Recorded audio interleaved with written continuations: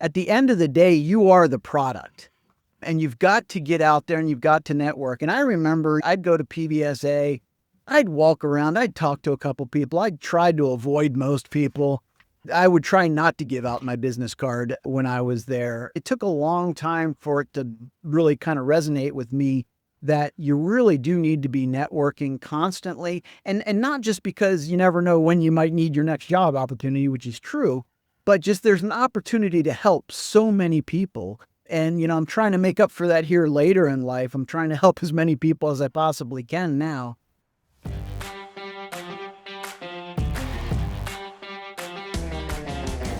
Welcome to Behind the Screens, Conversations with Background Screening Pros. I'm Les Rosen, your host, and I'm excited to have you here. On this podcast, we chat with the people who know the background screening world inside and out. Executives, industry experts, legal pros, and more. We dive into their personal stories and insights to give you a real look at what's happening behind the scenes. Whether you work in the screening industry or are just curious, Behind the Screens bring you the real, unfiltered conversations from the people who make it all happen. Stick around for stories you won't hear anywhere else.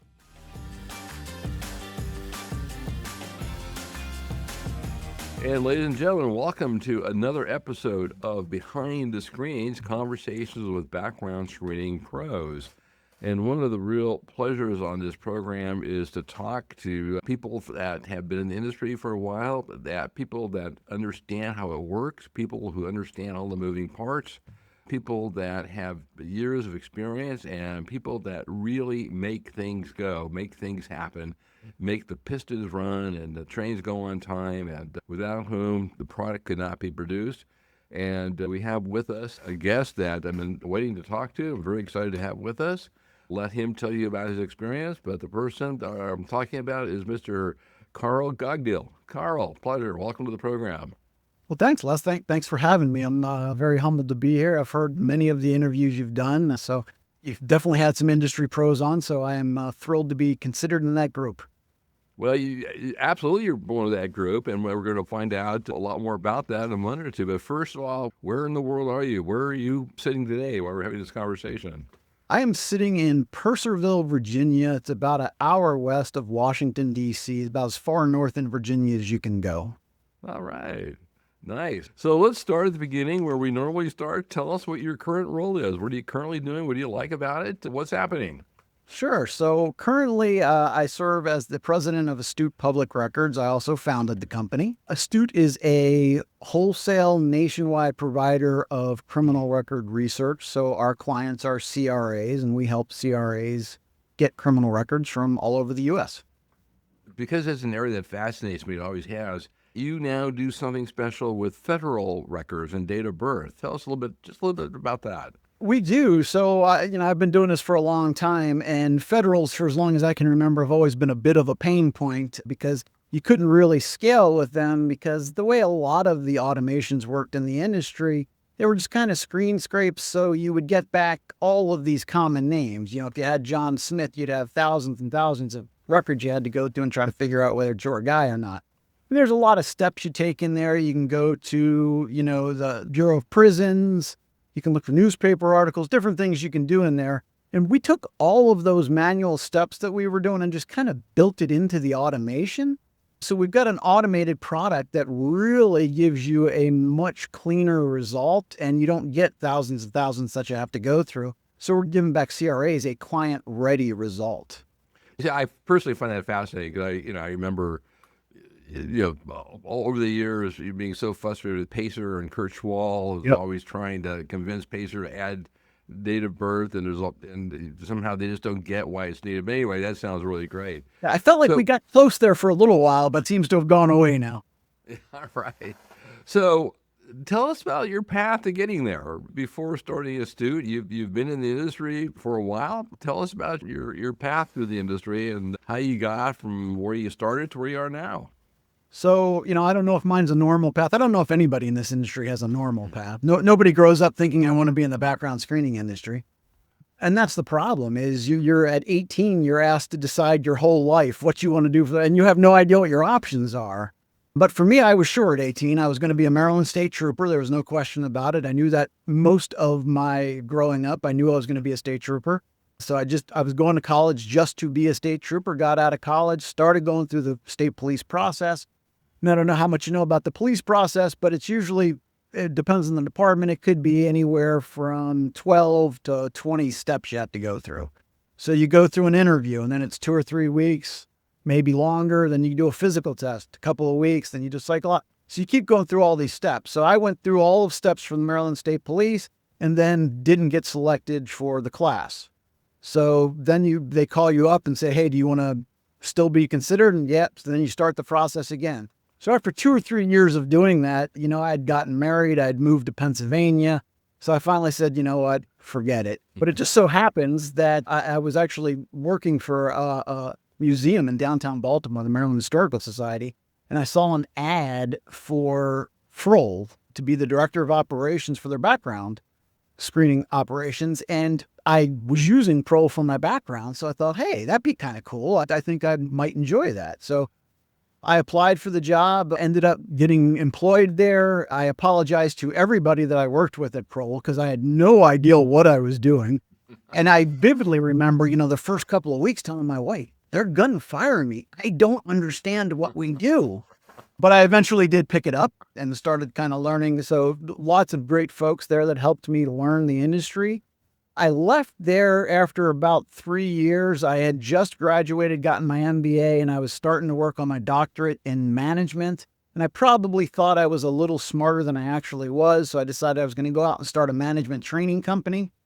And I did that for a couple of years. And it was fine. It was a lot more sales and marketing than it was management training. And I don't like sales and marketing, which is a strange thing to say for a guy that owns his own business. But so after a couple of years, I decided that wasn't for me. I found a job with First Advantage. So I picked up the family, moved to Florida, and started working for First Advantage. I was down there for 9 years. I don't know how many acquisitions I was there for, but quite a few. They were in St. Petersburg. Yes. And that was during the John Long era, when the acquisitions were rolling along. Yes, indeed. And so learned a lot in that process, and I'm super thankful for that. We also started the offshoring operations there, so just learned a ton while I was there. I had a really, really good mentor that I worked with there, Jim Price. I was VP of Ops and just probably the perfect manager for me. You can't tell me I'm doing something wrong, and Jim would never tell me I was doing something wrong. He would kind of let me discover it for myself, and that's really the best way to manage me. But Jim was really good at that and super patient, and I learned a great deal from him. So First Advantage eventually merged with Lexus, and at that point, I guess I kind of became redundant. So when I became redundant, I took a job with TalentWise out in Seattle. I was out there for a couple of years, loved living in the Pacific Northwest, and started working at TalentWise. And I will say this, and no offense to anybody else that I've worked with, but working at TalentWise, it was just the smartest group of people I have ever worked with. Everybody on the executive team was just really smart. And we were doing some really amazing things. And honestly, it was probably one of my favorite places I ever worked. And, I worked with Todd Owens there, and Todd was just such a great mentor and just somebody you could learn a whole lot about leadership from. So really thankful for my time there. Towards the end, Sterling came in and they merged the companies, and I decided maybe that was a good time for me to leave.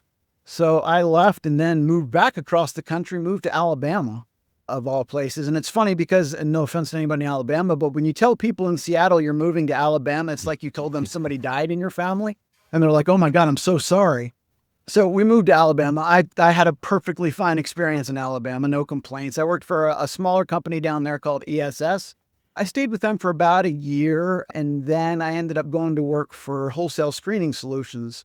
So Matt Lowers was running wholesale, and Matt and I had been friends for like 10 years. He had an opportunity. It was just a great opportunity for me, and they were right here based in Purcellville, Virginia. So for the first 2 years, I kind of commuted back and forth. I would spend a week up here, a week back in Alabama. And then my son decided to go to George Mason, which was here in Virginia. So I said, you know what, we'll just move to Virginia. I moved to Virginia, then COVID hit, and I stopped going in the office, so it made no sense. But here I am in Virginia. Wow, what a journey. And I mean, and you also, I mean, not only got to have the opportunity to work with brilliant people in firms that are within the screening industry are household names, but some great people at Todd Owens. I'm a big fan of Todd. I think he's out of the industry now, as far as I know, but Todd's just a great leader and a great guy.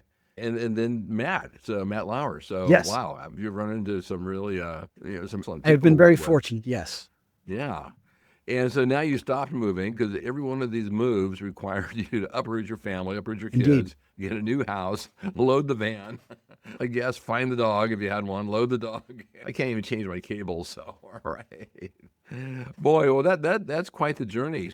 Well, along the way, any other mentors you want to shout out to? We talked about Todd, we talked about Matt, anyone else, and So, Jim so Price. really, probably everybody I worked with at Kroll, because they really had to endure me knowing nothing. Starting with, I worked for a man named Bob Schlossnagel, and Bob was an ex-police officer, really super knowledgeable, really helped me get grounded in the industry, and had a couple of ex-police officers that worked there as well. One, Roseanne Schuler, and Nancy Janoka, and they were just instrumental in helping me learn the industry. And I definitely wouldn't be where I was without all of those folks.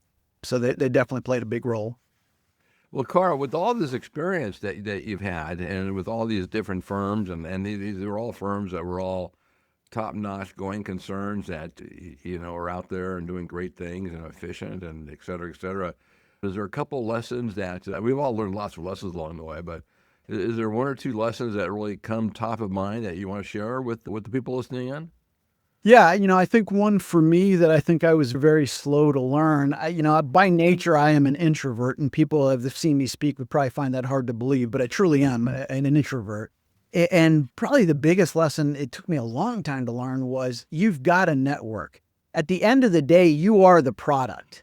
And you've got to get out there and you've got to network. And I remember, especially when I was back at First Advantage, I'd go to PBSA, I'd walk around, I'd talk to a couple people, I'd try to avoid most people. I would try not to give out my business card when I was there. And it took a long time for it to really kind of resonate with me that you really do need to be networking constantly. And not just because you never know when you might need your next job opportunity, which is true, but just there's an opportunity to help so many people. And, I'm trying to make up for that here later in life. I'm trying to help as many people as I possibly can now. But I wish that was something I really had started a little earlier is, be a better networker. And quite frankly, in this industry, it's such a small industry, be nice to everybody because you never know. You never know when you're going to come across them again. Those are two great lessons. And I love that phrase that you are the product, because even people who are employed and their paycheck comes from someone else, there's this whole philosophy that you're always self-employed. All you're doing is selling your services or temporarily renting your services to an employer, but it's really you. I mean, you got to develop you, and you are the product. So that's it. And I know when I was at First Advantage, I thought I was going to be there. I truly thought I was going to be there forever. And then I went to TalentWise, and I truly thought I was going to be there forever. And you don't know what tomorrow is going to hold. So network, there's a lot of value in networking. And where do you do your networking now? Where is that, through PBSA mostly, or? Mostly through PBSA. We try to go to most of the industry conferences. So we go to the ASIO conference, we go to the TazWorks conference. So anytime we can get people together. I think next year, it's funny, John Lawrence just posted something last week about this, trying to do like kind of regional meetups, which I'd be a big fan of that. I would like to get together with some of the folks that are here in the Baltimore, Washington area. So yeah, anytime I can get together with folks in the industry, I'll take that opportunity. Oh, that's fantastic. Well, two great pieces of advice. Network, because you are the product, and be nice and open to everyone because, all right. Someone said, that I kind of paraphrase that in a different way. Someone said, be really nice to the people on the way up because you might see them on the way down. Indeed. So you just never know. All right. Well, with all that experience, obviously you have a talent for what you do. You could have done different things as well. What keeps you involved in the screening industry? What do you like about it? What is your passion about background screening in particular? I can honestly say this. I do love what I do. And just between you and I would probably do it for nothing just because I do. I really enjoy what I do every day. Do you want me to edit that out before people hear it? Right. So, probably the first thing is because what we do actually has meaning. It has value. And in fact, it literally can be life and death. And to me, that's very important. Not knocking anybody in any other industry, but I would hate to just be in an industry where I'm selling widgets and I'm just selling people garbage they probably don't need in the first place.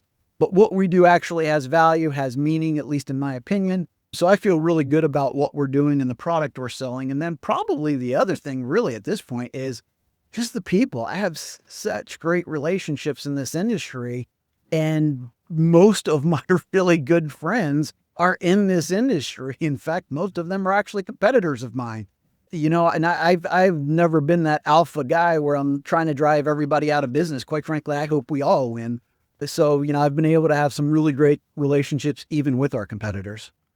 Yeah, it's a really interesting point because it is one industry where competitors are friends and know each other. And that's probably because there's enough business for everybody. There's opportunities for everyone, no matter what, no matter how many competitors there are.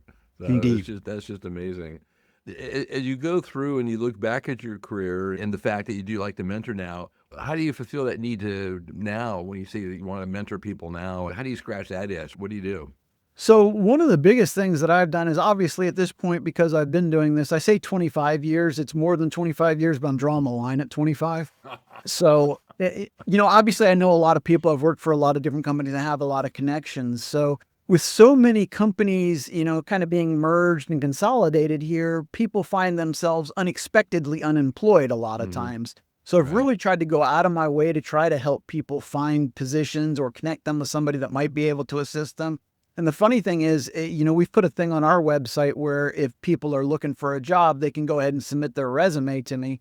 We might not have an opportunity today, but one of the things I do is if I find out that somebody does have an opportunity, I'll reach out to that person and say, hey, do you mind if I pass your resume over to such and such company? Because they do have an opportunity that I think fits your skill set. So I think there's probably at least a half a dozen people that have applied for a job that Astute that work at different companies now. Oh, that's fantastic. That would be a proud moment that you're able to help somebody along in their job search. That is kind of an oddity, with consolidation and just the ebb and flow of the economy. Sometimes I'm astounded. I'll look at LinkedIn and there's someone who's between jobs. I wonder, how in the heck can a person that talented, smart, experienced, and knowledgeable be between jobs? I mean, it's incredible. I'm incredulous. But it just happens, and to no fault of their own. It does, and I've been on both sides of it, so I understand it. And it starts to eat at you after a little while. Your self-worth shouldn't come from what you do, but for most of us, it probably does. So when you're unemployed for a little period and you can't find that right position, it starts to, kind of eat away at your self-worth. And I hate to see people in that position. So if I can help somebody, I want to help them. Oh, that's fantastic. So when you look back at your career, and of course, you're not merely reminiscing because you have a whole new world ahead of you with Astute Public Records. What's a proud moment or an achievement or a circumstance that kind of bubbles to the top and brings a smile to your face that you're kind of proud of, maybe even secretly proud of? You want to share that? Yes, absolutely. Really, is starting Astute. And it was never my goal. I never thought, hey, I'm going to go out and start my own company someday. Never really thought about it, but the opportunity presented itself and I kind of rolled with it. But one thing I did do throughout my career, and I still do to this day, I keep meticulous notes constantly. So every manager I've ever learned from would be horrified to find out that I keep meticulous notes on everything that's happened. So as I was going through my career, I did think that should the day ever come where I started my own company, there are some things that I wanted to do very differently, at least from the companies that I had worked for. And, some of them might have been crazy ideals, but I knew I wanted to try them one day. And so here we are with Astute, and I've gotten the opportunity to try some of those ideals. And, we're 3 years into it, and so far it seems to be working pretty well. And then kind of the other big benefit for me, and this was something I certainly did not plan, I get to work with my son every day. My son, Chance, worked with me at Wholesale when he was in his last, I think, 2 years of college. He started working part-time for Wholesale, so he started to get to kind of know the industry a little bit. And then when he graduated, that was kind of really the opportunity for me because at that point, I didn't have a whole lot of financial responsibilities. So it was a good time to maybe try to go out there and start something. And it just worked out well that he had just graduated. So he joined the company and, I get to work with him every day. And I did not realize what a great benefit that would be to me, but it means the world to me. Oh, that's fantastic. Well, congratulations. So a proud dad moment, right? Yes, indeed. Right. Yes, indeed. Absolutely. I don't know if anyone's ever said this to you before, but as I listen to the fact that you kept the notes and so forth, I mean, it sounds to me like there's a book in the making at some So I point. wrote one. I did write one a while ago, just on kind of management and leadership. I have more than enough material to do another one, so there may be another one in the works someday. Oh, that'd be great. So you never retire, and at some point, if you step back from Astute and chance takes whatever the plans are. So Well, you'll and plenty if of we're promoting opportunity. books, I got to say right here on my desk. Oh no! All right. Not that book. Don't believe a word in it. Right? Well, I appreciate that. All right, that's fun. That's incredible. So you mentioned that you went to PBSA, and I mean, your story that you would, in the beginning years before you really realized the importance of networking, how you avoided giving out cards. That's just such a priceless story. And the phrase, I'm not going to forget that phrase soon, that you are the product. It was just something everyone should remember. What role has PBSA played in your career or continues to play? It really continues to play. So, I kind of timed the launch of Astute Public Records around PBSA. So I launched it technically on a Sunday. It was the Sunday of the mid-year, because I knew if I got enough people to see it, then people would talk about it at PBSA. So that worked out pretty well.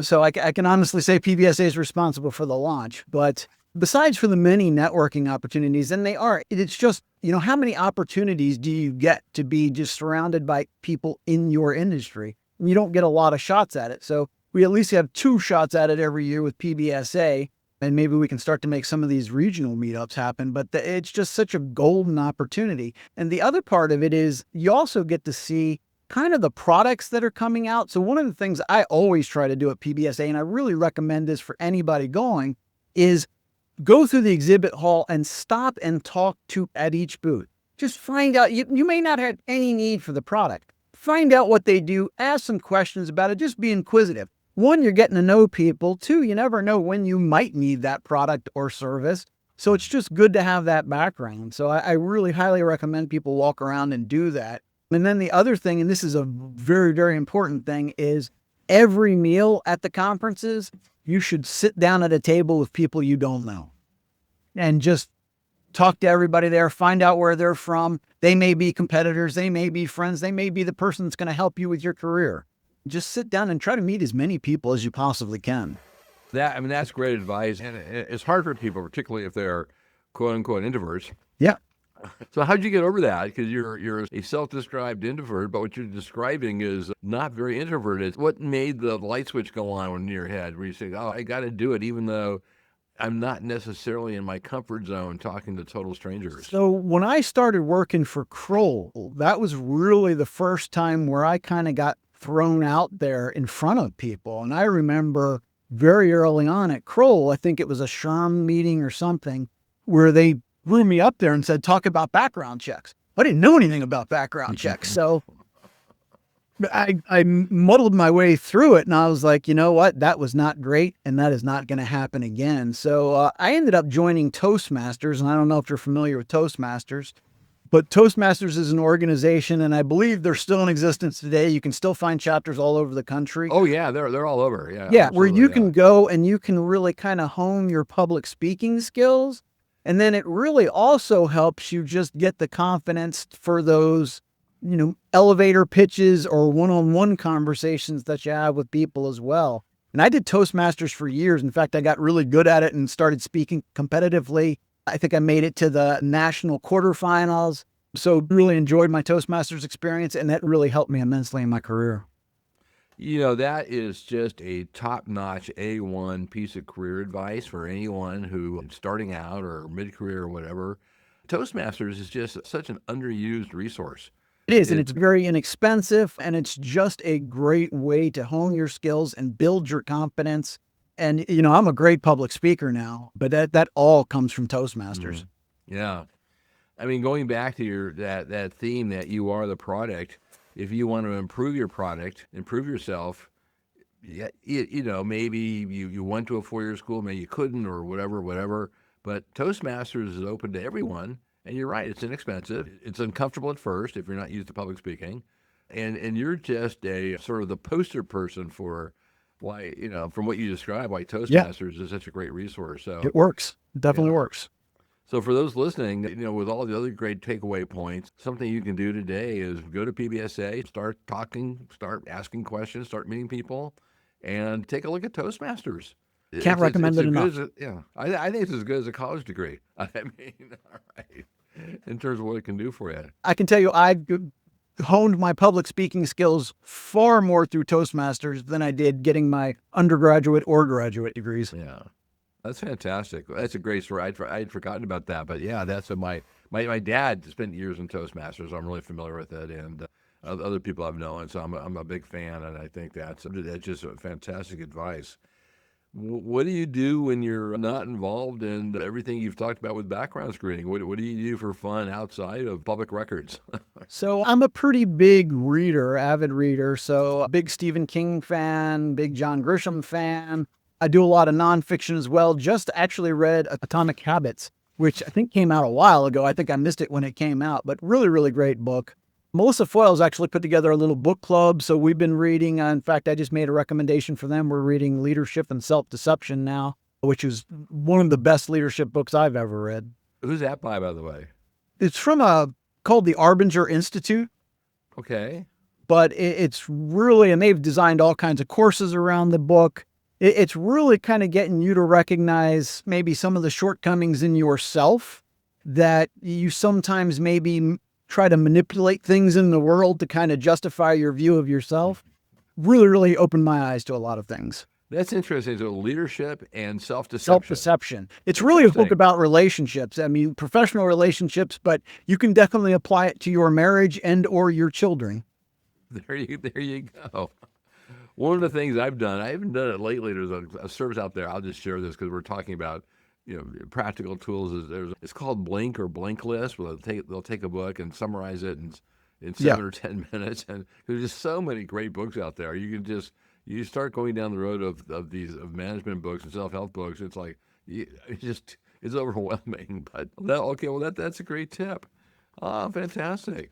So you're involved in reading in the book club, and I'll take a look at Atomic Habits. And probably might be a surprise for a lot of people. So I'm a large fella, always have been a large fella, but I do a lot of long distance running. Oh. So I've done 7 marathons. I've probably done half a dozen half Ironman triathlons where you swim 1.2 miles, bike 56, and then run 13.1. So for me, running is purely a mental exercise. So I enjoy it. I enjoy the challenge of it. And it kind of ebbs and flows. I back off of it. My knees start to hurt. And then I kind of start ramping it up again. So it just depends at the point in my life that I'm at. But right now I'm ramping it back up again. So we'll see. Maybe there might be another marathon in the future. Oh, that's fantastic. The marathon is 26 plus. Yep. And where do you hit the wall? So it depends on your training. So I have trained very well for some and not so well for others. So sometimes I hit that wall very early. But then it just comes down to persistence. And for me, at some point you are going to hit that wall. But for me, the thing is, if I've just run 20 miles and now I hit a wall, all I can think about is I just ran 20 miles. I'm finishing this darn thing because I didn't run that 20 miles for nothing. And I can tell you, I did the Marine Corps Marathon in D.C. and one of the more emotional experiences I've ever had running, because at the end of it, they put you in these little chutes. And as you get to the finish line, it's just you in there. And then there's a Marine Corps officer stands there, puts the medal around you and salutes you at the end. Fantastic. Very emotional experience for me. I can say that. Wow. Probably one of my favorite running memories. And the half triathlon, the Ironman, I mean, that's incredible. So the 1.2 miles, you start off with the Start with a half marathon, 1.2 mile swim. Yeah. You start with the 1.2 mile swim, then you transition into the bike for 56 miles. Then you end it with a 13.1 mile run. Wow. All right. Well, for couch potatoes like me, that sounds just slightly less difficult than climbing Mount Everest. So congratulations. That's right. Well, keep that up while you can. That's really fantastic. So other than you do these crazy athletic things and run insane number of miles and swim and so forth, is there something you do, something about you, a fun fact about you that no one knows or suspects? It's the type of fact where people can come to you at PBSA and go, Carl. So I don't share this a lot. In fact, I can't remember ever sharing it, but I am probably on a Secret Service watch list. So when I first came out of school and before I had started with Kroll, I was working for the Maryland Historical Society. And it's a museum in downtown Baltimore. And kind of one of their claims to fame was they have the original copy of the Star-Spangled Banner. Wow. And for whatever reason, I don't remember why, but Hillary Clinton was coming to speak at Fort McHenry in Baltimore, and she was the wife of the then president. So they wanted the Star-Spangled Banner there. So I had arranged for, this to be transported there. We had a police escort. We probably had 2 police cars, 1 front, 1 back, and 4 motorcycles escorting us the whole way there. So I felt like a pretty big deal. So we got there, brought it in, put it up on the podium, and I'm waiting for them to do whatever. And the Secret Service guy comes in and he's like, "Who are you?" And I explained who I was and what I was doing there. He's like, "Well, you weren't vetted, so you're going to need to leave." And I was like, "I can't leave. I'm here for the Star-Spangled Banner. I can't leave that." And he's like, "Well," he goes, "it's going to be in a room full of Secret Service. I think it'll be safe." I said, "Yeah, but your job is to protect Hillary Clinton, not the Star-Spangled Banner. My job is to protect the Star-Spangled Banner." I said, "I can leave, but if I leave, I'm taking it with me." And he's like, "Okay, I'll tell you what, we'll make you a deal. If you just step out for a moment, let us sweep for bombs with the dogs, we'll let you come back in and you'll be good to go." Fair enough. Okay, I can do that. So I step out, couple minutes go by. So finally I start to make my way back in, and there's 2 Secret Service guys blocking the door. And they're like, "Who are you? Where are you going?" I gave my name, told them the whole story. And they're like, "Yeah, you can't come back in." And then I could see the guy that had made the deal with me. So I started yelling at him, started cussing at him, literally. And these were 2 very beefy Secret Service guys. They picked me up, 1 by each arm, took me about 100 feet across the street and said, "If you come across this street again, you're going to be arrested." And I just stood there steady cussing because he had gotten the best of me. And then, of course, they all left and he got in his little car and pulled away. And then I went back in and got the Star-Spangled Banner. Everything was fine. But that was one time that they got over on me and I was very angry about it. Carl Cogdill, you saved and protected the Star-Spangled Banner. I did indeed. You risked life, limb, and liberty to protect a national treasure. Congratulations. All right. You're the Star-Spangled Banner protector. All right. Yeah. Just remember that, kids. If the Secret Service ever asks you to step out of the room for a minute, you're not getting back in. Yeah, that's right. It'll fool around. Yeah. Well, every time I go to a baseball game and I hear the Star-Spangled Banner, I'll say, "I know the guy who protected it, who always sacrificed his freedom to Indeed. keep the Star-Spangled Banner." Well, I mean, that's a great story. And that's one for the record books. Well, listen, I really appreciate your time with me today. Before we wrap up, let me just ask you, throw a couple final questions your way. With all the experience that you have and all the things you've told us about, just some really great stories and insights, you'd be the perfect person for this. What's your advice, since you've been through the ringer, you've been through several ringers, what's your advice for people that are new to the industry, not just someone who they may want to start a background firm, they might just be a brand new verifier, they may be kind of at the bottom of the org chart, no matter where they are. What would be your advice to folks that are thinking of getting in the industry and growing in the industry? Really try to get involved with PBSA as much as you can. Serve on the committees, and some of it's probably not going to feel all that glamorous, and you're probably not going to feel like you're getting a ton out of it. But just the interactions you're having with people have value. And the other thing is, try to help wherever you can.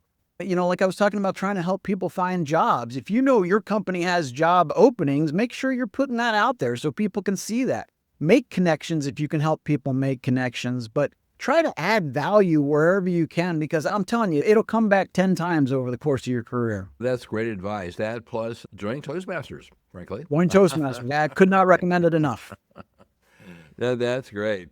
Well, folks, this has been an amazing interview with our friend, industry expert, and just all-around great guy, Carl Cogdill. Carl, before we wrap up, let me throw it over to you. Do you have any last words, anything you want to add or say to our vast listening audience of, I don't know how big, but whoever's listening? All right.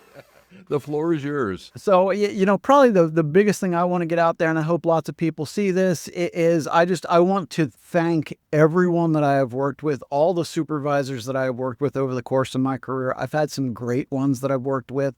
I've brought some great ones into Astute with me, but just thanks because, I didn't get here by myself, no matter how much I did and how much I try. It was really a group effort that got me here, and a lot of great people contributed. Well, Carl, thank you. I really appreciate your time. This has been Behind the Screens. Our guest today has been the protector of liberty, the Star-Spangled Banner, and a person with lots and lots of great advice that we should all listen to, Carl Cogdill. Carl, thank you very much. Thank you, Les. And folks, stay tuned to this podcast station. If you like this program or other programs, please hit like or repost on LinkedIn or join us on YouTube, whatever that button is where you become a subscriber. And we also, again, thanks to our sponsor, Barry Nixon at the Background Buzz Pre-Employment Directory. And stay tuned on this station for upcoming programs. Carl, thanks again. Yes, sir.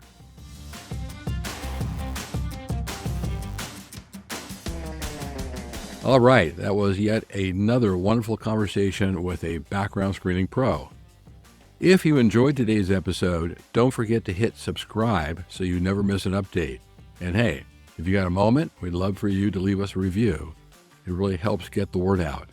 For more info or to catch up on past episodes, or to make suggestions or to suggest possible future guests, head over to our website.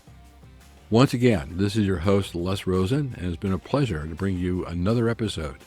See you on the next episode. Thanks.